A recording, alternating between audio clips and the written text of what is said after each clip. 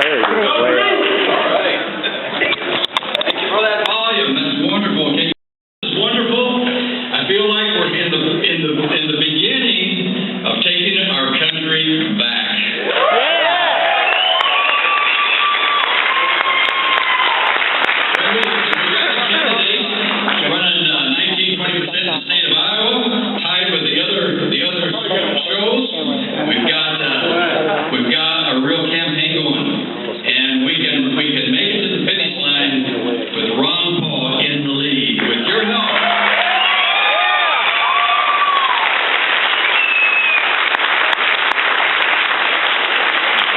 We're engaged in a real serious situation here.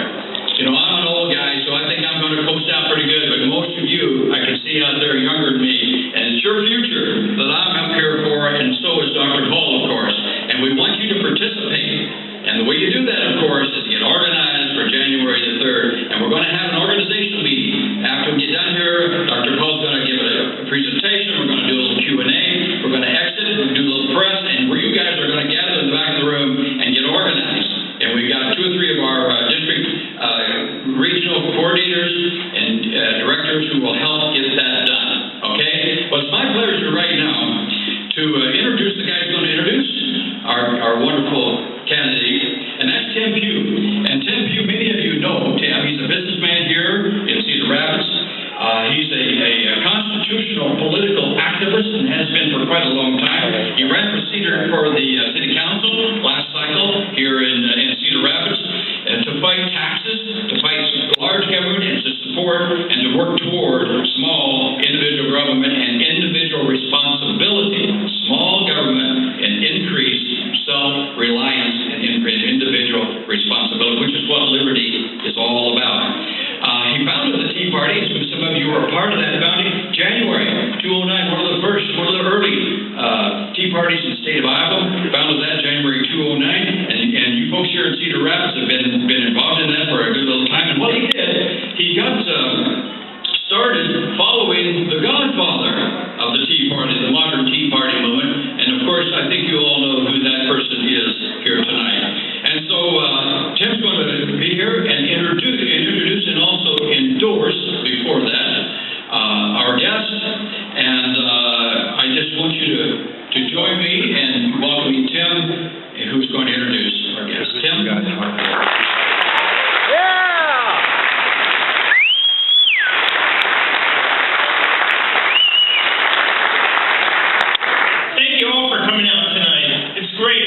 Large crowd here to see Dr. Paul. Like Drew said, my name is Tim Pugh, and about 5 years ago, I was unsure about our future. I was unsure about our country, and I was unsure about what lied ahead for our future, or freedoms, excuse me. And I also didn't know who to support as a candidate. I looked at all the other candidates. I found them all equally bad. They all have the same basic platform. Same platform that they've tried for years and years. It's always failed us. It's always took away our freedoms. It's always cost us more money.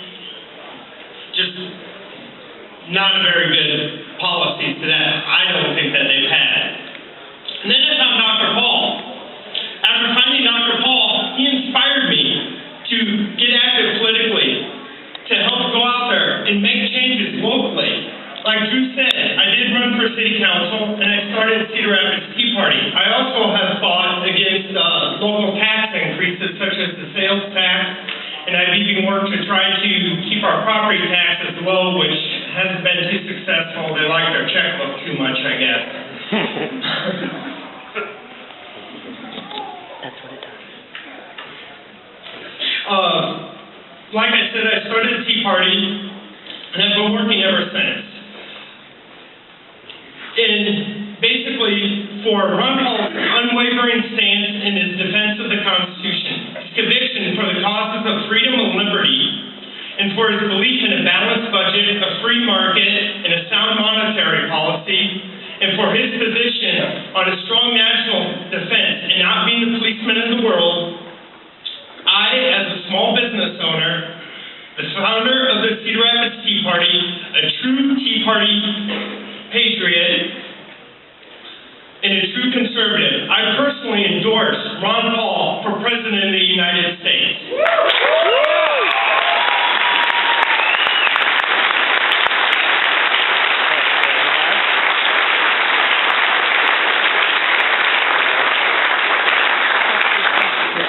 Ron Paul has fought for over 30 years for our liberties, our freedoms, and for the Constitution. It is now our time to stand with Dr. Paul and help him on his path to the White House. And we start right here in Iowa with the caucuses on January 3rd and getting active and helping find more Ron Paul supporters to bring to the caucuses. And I am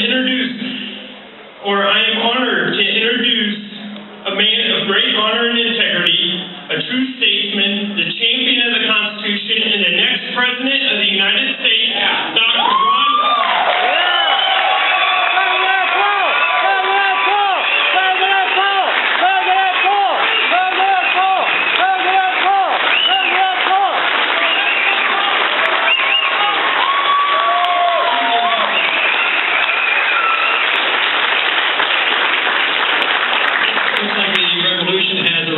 Cedar Rapids.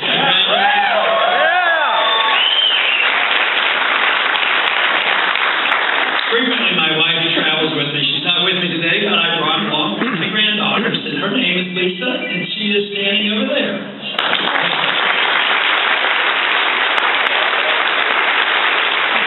Well, thank you very much for coming out, and thank you very much for that nice reception.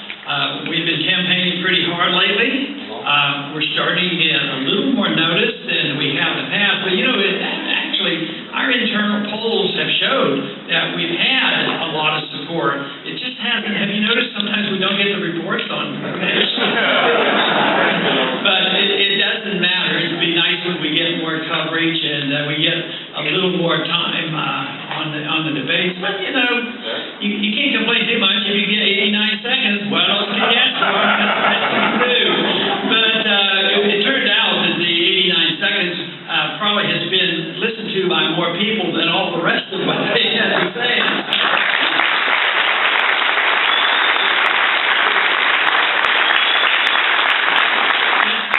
We like quantity, but we also are concerned about quality, and that's what I've strived for over the many decades that I've worked on promoting the cause of liberty. And that is the quality of the understanding of what America is all about, what makes America great. And I became more fascinated in studying this when I got interested in economics, even when I was in medical school and as a resident, because I found it a break from my studies to read and study free market, what we call Austrian economics. And my fascination was, and curiosity was, why do we have recessions? Why do we have boom periods? Why do we have the bursting of bubbles? Why do we have inflation and unemployment? And how does the financial system work? And I found the answers in Austrian economics, and their predictions, even in the 1960s, were absolutely right. They predicted that the monetary system that we had from 1944 as the war ended up until 1971 would end, because it was not possible to be maintained. And there were some economists that predicted it even in 1944 it was unworkable. So we ended up with the collapse of the system, the breakdown of the gold standard, which then was a strong message to me, because in August of 1971, when that whole system came apart, and Nixon did it, he put the final nail in the coffin to sound money by a mere executive order. I don't even believe in those kind of executive orders. The president shouldn't be allowed to do those kind of things. So that ended, but what I assumed then is we would usher in an age of big spending, big government, big debt, and it would be worldwide, and it would be unsustainable, and that is what the world has discovered in these last 4 years. So people say that maybe I have changed my tune and the message has changed and has adapted. No, my message has stayed the same, but the country and the world has changed a lot, because there is an understanding now that we cannot continue what we're doing now. We can't continue the spending, the borrowing, the printing of money, and all the things that the government does. It's time we cut spending. Yeah.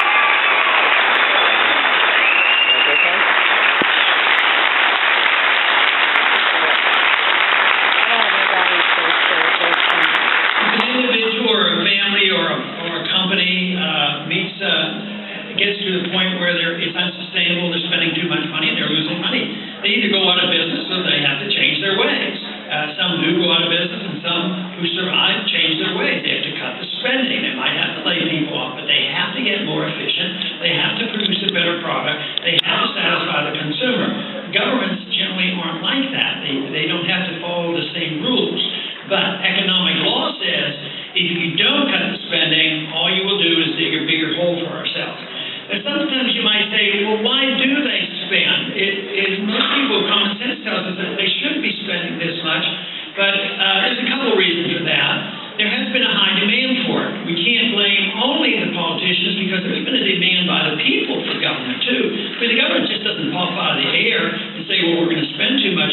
People think they're going to get benefits from it. So we end up spending money on the welfare system, and also needlessly and in a very dangerous way, we spend way too much money overseas, and that's where we ought to be.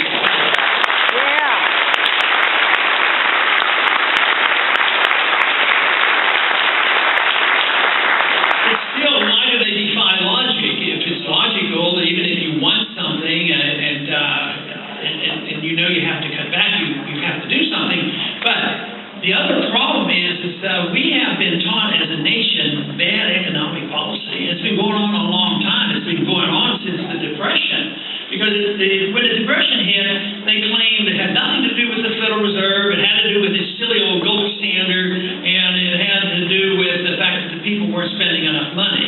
And that was called Keynesian economics. And that, when it came in vogue in the 30s, did it solve the problem? No. It was that philosophy at the very beginning that prolonged the agony and prolonged the Depression. The Depression really didn't end until after World War II.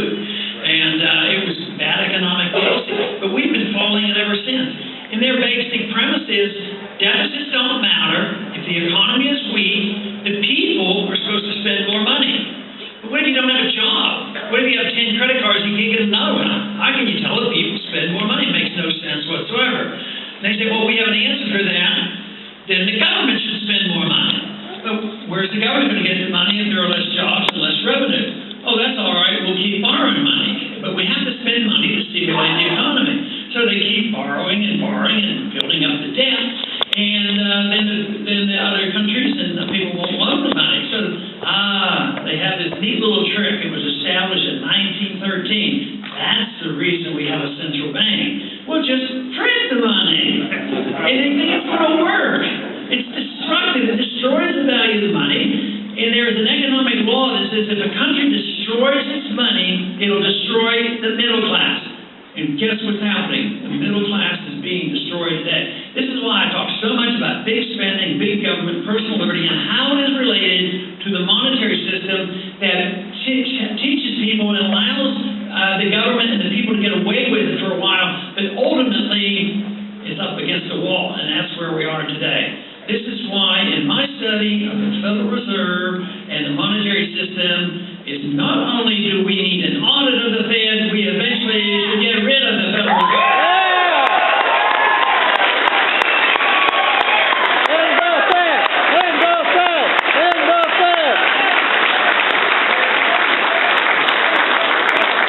Actually, we're making great progress on this issue. And very often, when I first discovered we were making this progress, because there's been a lot of people besides myself talking about this, and through the internet and certain books that have been out, people have become pretty leery of the Federal Reserve. But it was on a college campus when I first heard that slogan, and the Fed, it came from, and this was 4 years ago. So we are making a lot of progress, but we have made tremendous progress in these last 4 years, because the Fed's been around 99 years, almost 100 years. And it's never been addressed like it is being today. Now, 65 to 68% of American people say we ought to at least know what the Fed is doing. But and I think what really got the attention of the American people is we've gotten partial audits. We're getting more information than ever before. But take, for instance, what the Fed did in 2008 and 2009 when the crisis hit. Well, the Congress, got hysterical and said the end of the world would come if you don't bail out the rich people. So they appropriated of nearly $1 trillion, and they bailed out a bunch of rich people. And guess what? Who suffered the most? The middle class suffered. Too many of them lost their jobs, and then they lost their houses, but the rich got bailed out. But that was like $1 trillion. Well, what did the Fed do? They compounded this. They dealt with $15 trillion. The Federal Reserve is bigger than the whole Congress. It's done in secrecy. And they resent the fact that we ask questions. But we should ask the question. The Congress created the Federal Reserve. They should monitor the Federal Reserve. They should have surveillance of the Federal Reserve. They should get rid of the Federal Reserve. They should do all these things. But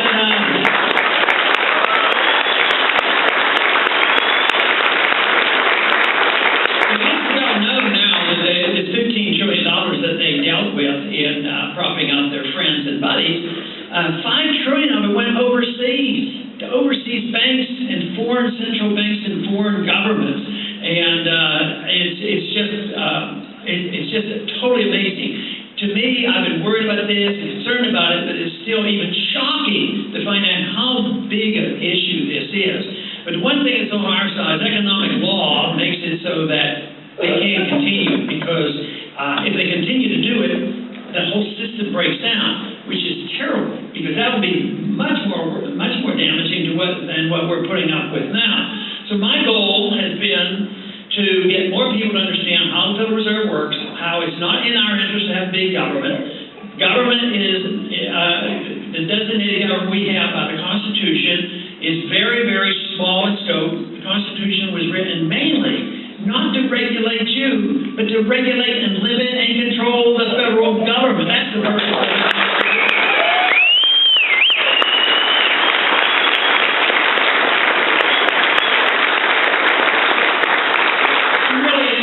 We had a couple other things that were very important. Magnificent about the Constitution is about this big. I mean, how many bills do we pass in the U.S. Congress is that big? They're usually about this big. You can't even carry them around.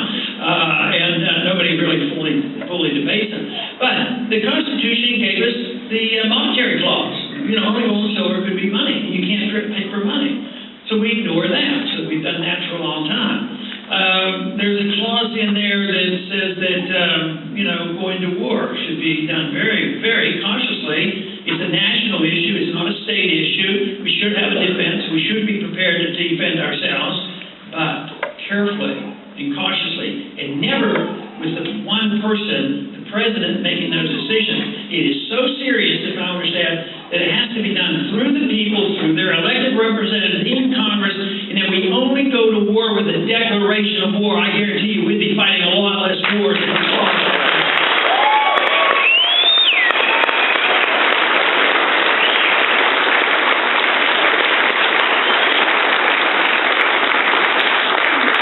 They did recognize in the debates about the proper role for the president. The president is the commander-in-chief.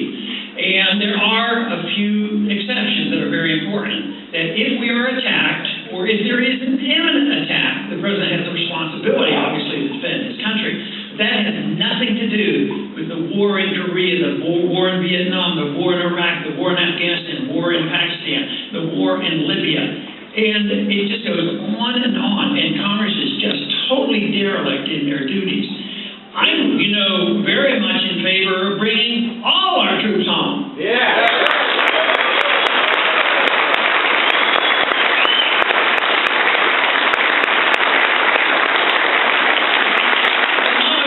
Not only has our president,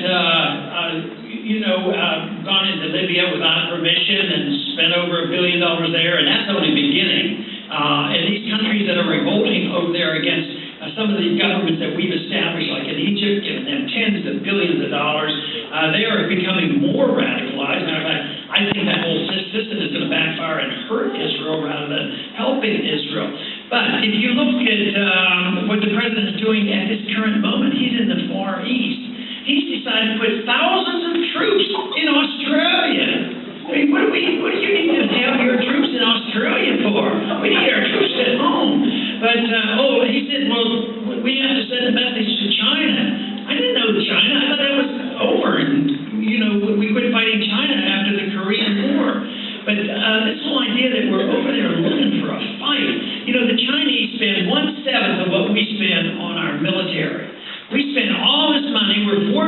trillion more in debt because of the foreign policy and the wars in the Middle East in the last 10 years.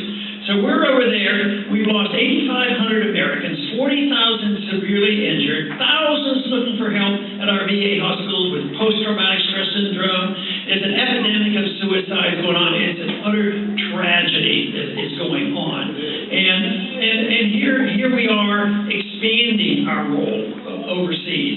I just think that this is the place to come. This should be the most popular. This is the place that conservatives and liberals should be able to come together and say, you know, we have a tough place here at home. We have trouble taking care of medical care for our kids and the elderly, and we need to work our way out of this. Why can't we all agree? Why can't that committee, why couldn't the Congress, or why couldn't that super committee say, look, this is the easiest place in the world to cut. Let's cut the overseas spending.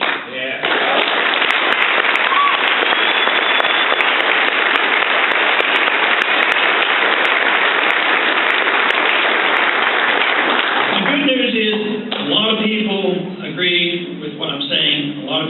Obviously agree with it. The bad news is there's not very many in Washington. I mean, all you have to do is listen to the debates. I mean, the other candidates are ready to go to war. When are we going to attack Iran? Iran can't make enough gasoline for themselves. They don't have a nuclear weapon.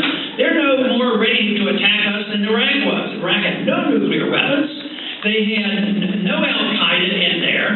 They used to be our allies. We pumped up Saddam Hussein, and yet we went to war over that and had all these tragic losses, and has essentially contributed to our bankruptcy.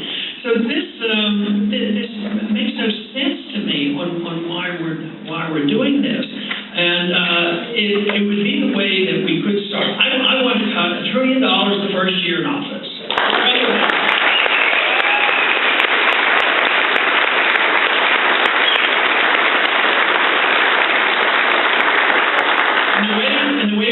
Worked out in the budget is that the big hump will be on military spending. No money out of national defense, because militarism is not equal to defense. Defense is different.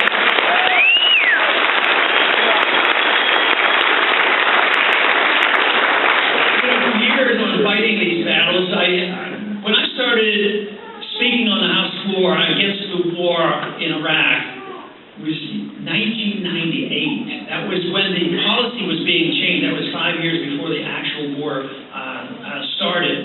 So this is something that has been going on for a long time. But the arguments were always met and implied, indirectly, sometimes directly. Oh, if you're not for the war, you're not for the spending, you're not for the troops, you're not pro-American, you're unpatriotic. But the question, if anybody puts that up to you, if you take this position and they tell you that, then ask them, why is it that the Ron Paul campaign gets twice as much money from the military people as all the rest of the candidates put together?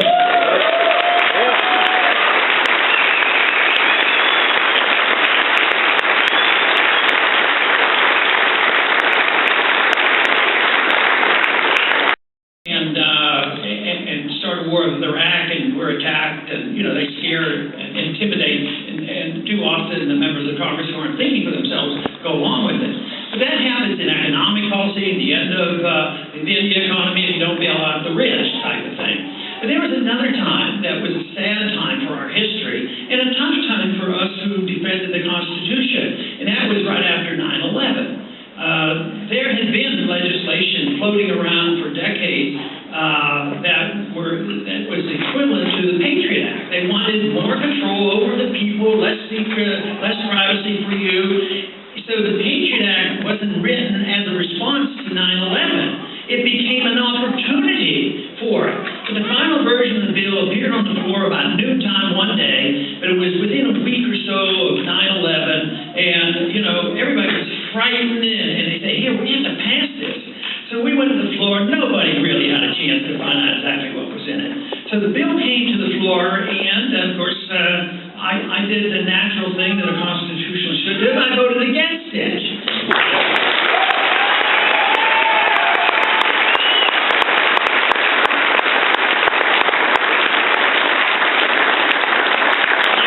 I was trying to learn something that day because I was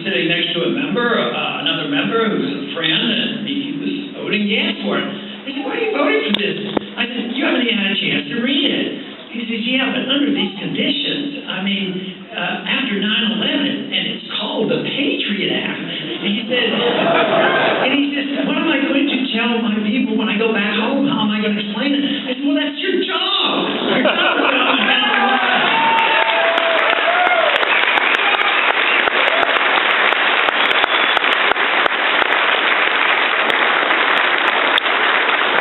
So it won't surprise you at all that I just assumed repeal the Patriot Act.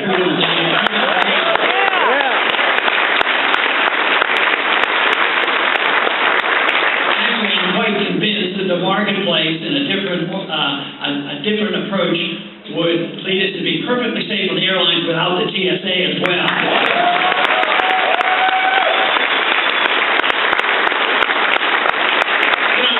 too long ago, they changed the rules and they started doing a lot of super X-ray and super prodding and probing, and it was a little more aggressive than most Americans cared about.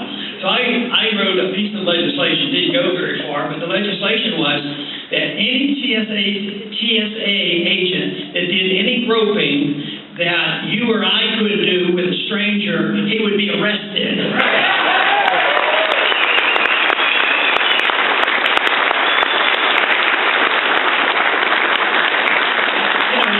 There's a little booklet called The Law, written by Bastiat. It's an economic book, but he has a basic premise on law, and it's a fantastic little book. If you ever haven't read it, read it. It's called The Law by Bastiat.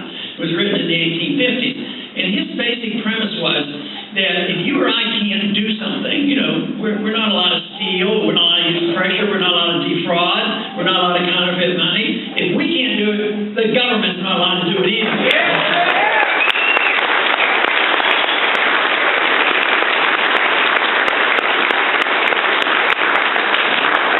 IRS would have a tough time.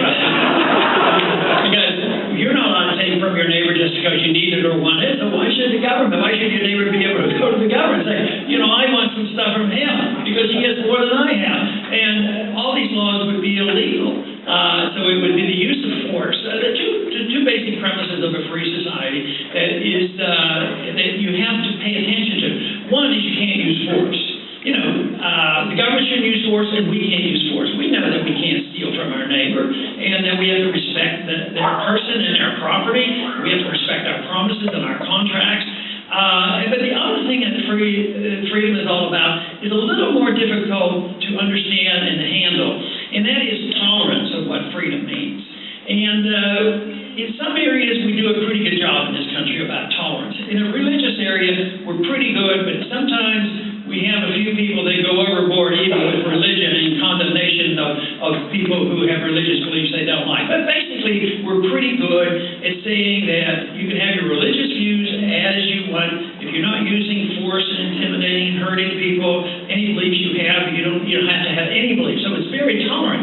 But because we believe in the First Amendment, doesn't mean that we endorse those beliefs. It doesn't mean endorsement. It just means that we want people to have freedom of choice. Intellectually, this is true. We're pretty good at this. Unfortunately, too many of our schools have been teaching the wrong things, but we still recognize that intellectually you're allowed to read books, study. Books aren't banned.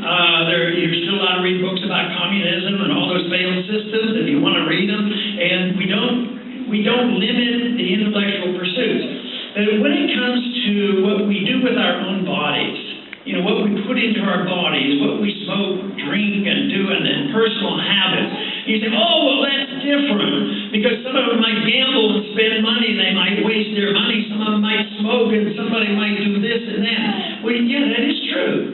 If it doesn't hurt anybody else, what right do you have to think that you are the one, if a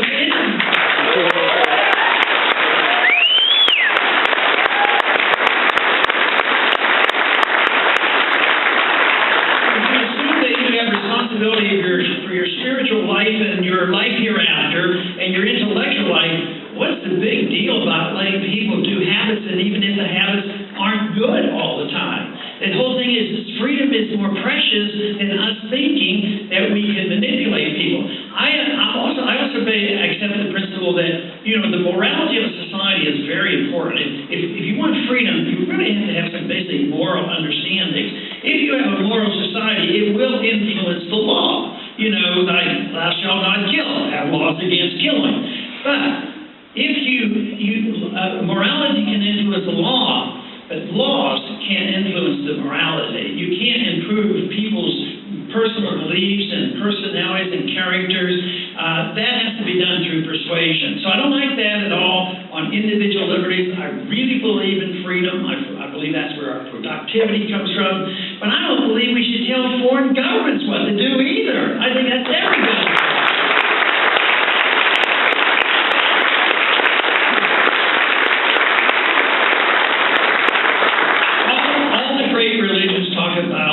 The golden rule. They recognize that, for civilization to really proceed, that you treat people like you would like to be treated. You'd think if all the religions have accepted that, we would be living with less peace, but I'd like to use the golden rule and apply the golden rule to our foreign policy. Why should we ever do anything to any other country that we would resent if any other country did it to us?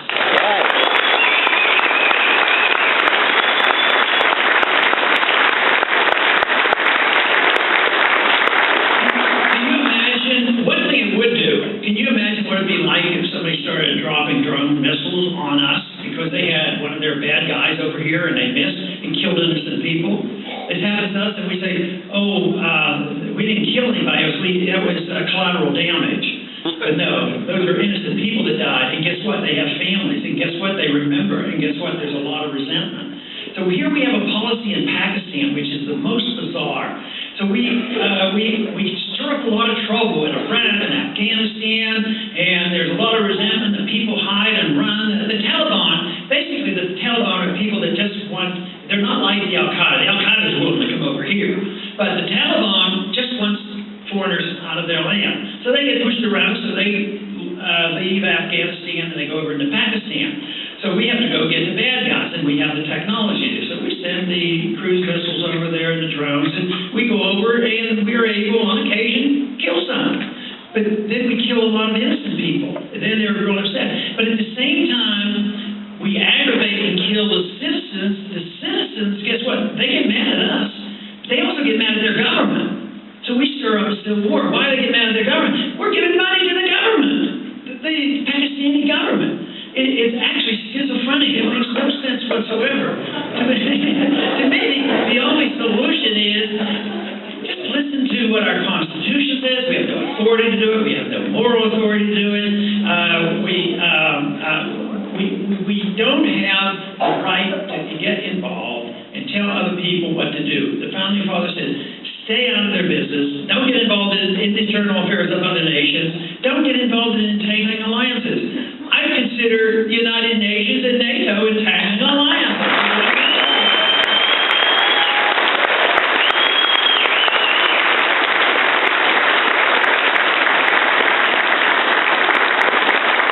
So this can be a challenging statement because it's challenging the status quo, but that's my goal, is to challenge the status quo. But when NATO was set up, Mr. Republican Robert Taft, a senator from Ohio, said that NATO is not a good idea. And even back then, it was a better idea than it is now because it was set up for the Soviet threat. But he said eventually we would be going to war under NATO. Our president, confided with the UN and NATO, but not the U.S. Congress. So we're already to that point. So I would say that the advice of the founders, rather good advice. They recommended trade and talking to people and having diplomacy.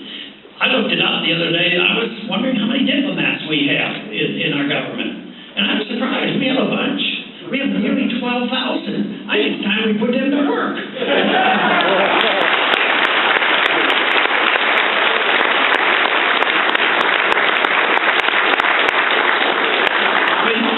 You've heard it in the debates. You'll probably hear it again because I think that we should step back, think about it, and think about whether we're hearing war propaganda and not overreact and start bombing Iran. I think that's insane.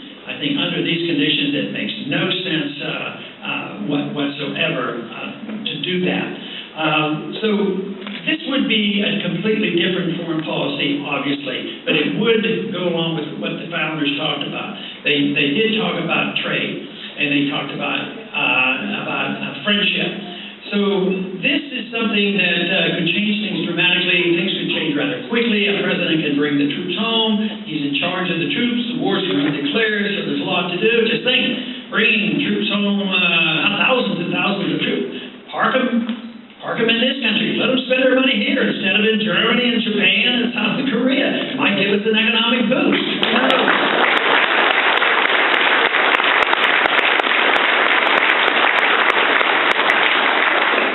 But we had a good example on what the necessity of diplomacy when really push comes to shove. The year I was drafted, I was called up in October of 1962, and that was the missile crisis in Cuba. A significant event, a big event. The Soviets had missiles off our shores, 30,000 missiles, intercontinental missiles, and Khrushchev had promised he'd bury us. Quite a bit different from the theoretical dangers that we face today. But on the confrontation, Kennedy gets hold of Khrushchev, and through diplomacy and talking to him, they say, and the message was, well, take your missiles out of Cuba. Well, why should I? You have missiles in Turkey and Eastern Europe. Oh, okay, I'll take some missiles out of Turkey and Eastern Europe, you take them out of Cuba. And it went away. We didn't have to kill each other. We waited until they bankrupted themselves by invading Afghanistan.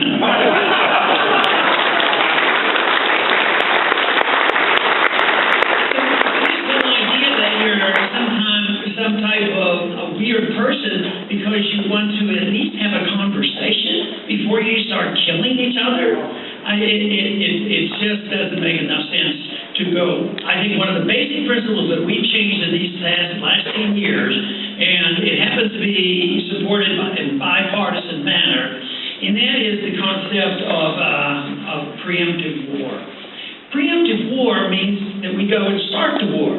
Because someday they might want to attack us. Well, that's called aggression. I mean, why did we ever allow this to happen that we now go? Why are we outraged to think that people are even able to take any weapon off the table? If necessary, they'd even use nuclear weapons, first strike. That's not what we're all about. We're not a nation that's supposed to casually say, oh, assassinations of American citizens, that's no big deal, because he will only assassinate the bad people. After World War II, Eichmann escaped, but he was then finally captured by the Israelis, taken back. He was given a trial. I mean, we've had so many bad people given trials. Timothy McVeigh was given a trial. We didn't say, well, we know he did it. We don't want to assassinate him. But now, we as the people have accepted the idea that the individual now, the President of the United States, that we won't trust with taking care of our medical needs, we're going to allow him to pick and choose who can be on the target list for assassination. And we have now assassinated, our government has assassinated 3 people. And one was probably a pretty bad guy. Al-Awlaki probably was, but he was never charged with anything. It was never proven anything, but he preached things that weren't very, very nice. But that isn't the excuse.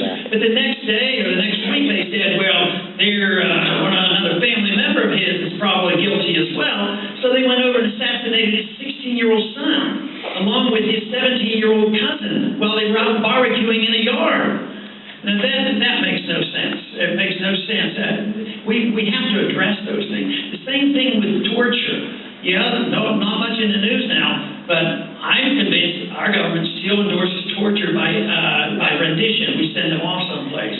So that to me, and obviously those pictures were horrible that went on, that we have become a nation of tortures. And another controversial subject, but it's very important to think about, and that is secret prisons. I mean, picking up American citizens. I think, not too long ago, some American citizens went into Iran, and they were picked up. It took them a year or so to get out, and they came home and they were safe.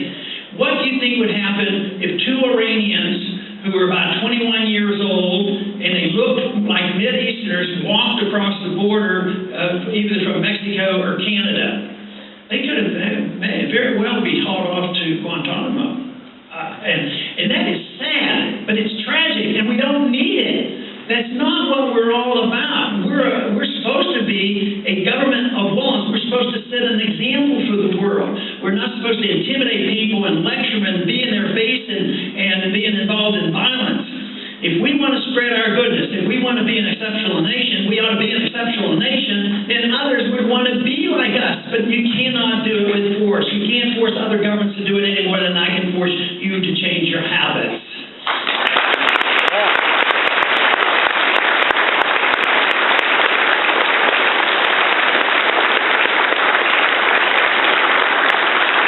Let me go over rather briefly about some of the spending cuts. Obviously, I cut the military in 5 major departments, but the priorities would be there. There's a lot of things that we have done, we shouldn't have done, and they're not working well.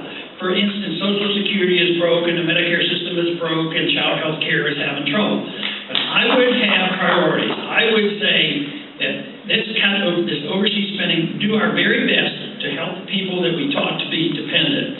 And that is, we did make promises, to the elderly. We have made promises to the elderly on their Social Security. We spent the money, so in a way we broke the contract. So the only way we can meet any of those responsibilities will be to cut spending elsewhere and take care of those individuals. If we don't do that, I tell you what, you're going to have runaway inflation, and they're going to just keep saying, spend more money and print more money and borrow more money. Economic laws will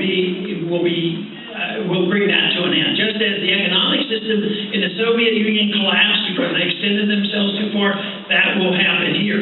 But if we work our way out of this, we can do it. It wouldn't take that long. But in Washington right now, there is no proposed cuts. All this talk about a super committee, the super committee won't even go into effect until 2013, and the cuts are only in the proposed increases. I'm not talking about tinkering around with cutting in the proposed increases, because baseline budgeting means that all spending goes up at this rate. And if you cut that and make it a little less increasing, they call that a cut. I think the only cut is the cut this year, because next year is going to be another Congress and somebody, because this cannot be sustained.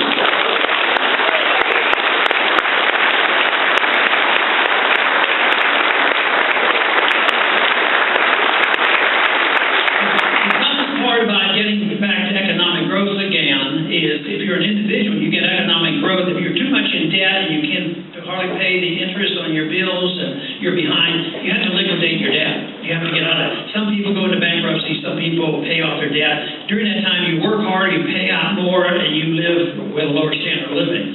Country has to do that as well, and that's the part that politically is unacceptable. People won't accept this. But the country still has to go through that, and that's liquidation of debt. And also the elimination of the mistakes made in the bubble period, because people make bad investments because of the bubble that the Federal Reserve creates. So if you wanted this liquidation, it can happen rather quickly. In 1921, we had a depression after World War I, and took a year. And hardly anybody remembers about it because it was only a year. But then in the Depression, they wouldn't allow the liquidation. They don't allow the liquidation in Japan. They've been in the doldrums for 20 years. And now we've been in this deep doldrums for 5 years, 4 or 5 years. And it's going to continue unless we wipe the debt off the books. All we have done is taken the debt off the hands of the bankers and put it into your lap by taxpayers' money and through the Federal Reserve, and they're propping it up. You have to liquidate the debt. You have to have a new monetary system. You have to have belief and confidence in freedom.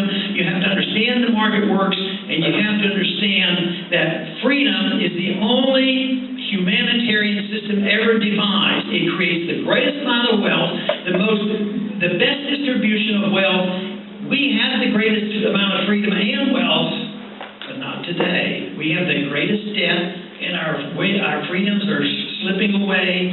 I talk about the personal liberties, about the foolishness of our foreign policy, and this economic crisis, if we don't get a handle on it, it's going to be bad trouble for us.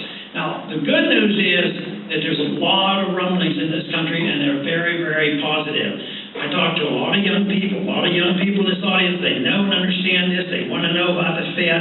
They like the foreign policy, and they know what they're getting into. So because attitudes are changing, this is important. This is where I have the greatest amount of optimism. Because if attitudes with the people don't change, there's absolutely nothing an individual can do.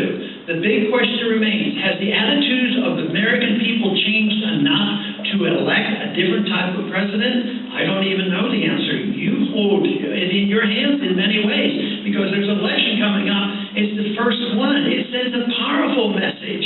So therefore, I'm working very, very hard, because I believe, as I'm sure you can tell, very deeply in what made America great. I believe in freedom, and I believe it is the humanitarian system. But it is based on nonviolence, don't hurt people. It is based on tolerance of other people, and apply that across the board. So there's no reason for us to be pessimistic and think that we cannot restore our liberty. We use the word restore a lot. We need the restoration of hope and freedom in this country. In a way, freedom has only been tested for a short period of time. Over 6,000 years of recorded history, most of it has been dictators, kings and pharaohs and Caesars, and even in the world today, there's dictators, and we have a lot of people dictating to us as well. Even though they may be elected, they're dictating us. We don't need that. So I would say this experiment we've had was short-lived, and the big question is, are we going to revive it, or are we going to drift away and go into another period of time, which is an example of what's happened throughout all of history. But because of our prosperity in the Industrial Revolution, the last couple hundred years, probably 90% of our progress was done with the explosion of production in a free society. So I don't want to give it up. I'm going to do my very best, and I encourage you to join in and help the best way you can. Thank you very much.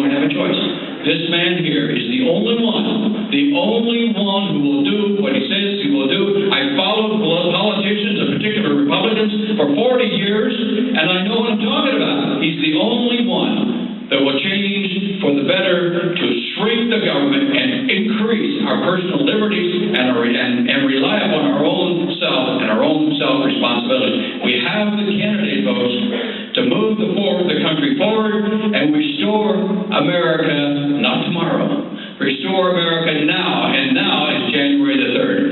Listen,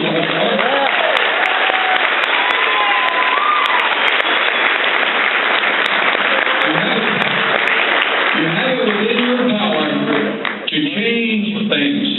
Things change strangely, often with a very small beginning. Now, Iowa, we're a small state in the middle of the nation, but we have a tremendous opportunity to change things, and people like to get on winning bandwagons, and we can get them toward the right winning bandwagon with our candidate right here. So show up. We have an opportunity for those of you who are not registered Republicans, and you have to be a registered Republican to get into the caucus, which is a meeting. We've got the registration forms right out front. So we have this fellow look behind you in the middle of the aisle. He's got registration forms. If you are an independent, if you're a Democrat, or you've never been registered, go out and register. Now, for those of you that might have some historic ties to a particular party, you can re-register. But for this caucus, you must be registered Republican and participate. Listen, we're going to have an organizational meeting here in the back. John Ferland is one of our guys here. Anthony Reed is another one of our regional directors. Will help you find your county, your precinct, your caucus to get you in there. Don't forget these signs. These signs are for you to take home. 1 yard, 1 sign. If you know people with 2 yards, 2 signs, take them. Take all the signs. Don't leave them behind. Here's John right here. Anthony, I think, was over by the door. Let's get organized. Let's win this thing. We can do it, and you're the ones that can be the victors on January the 3rd.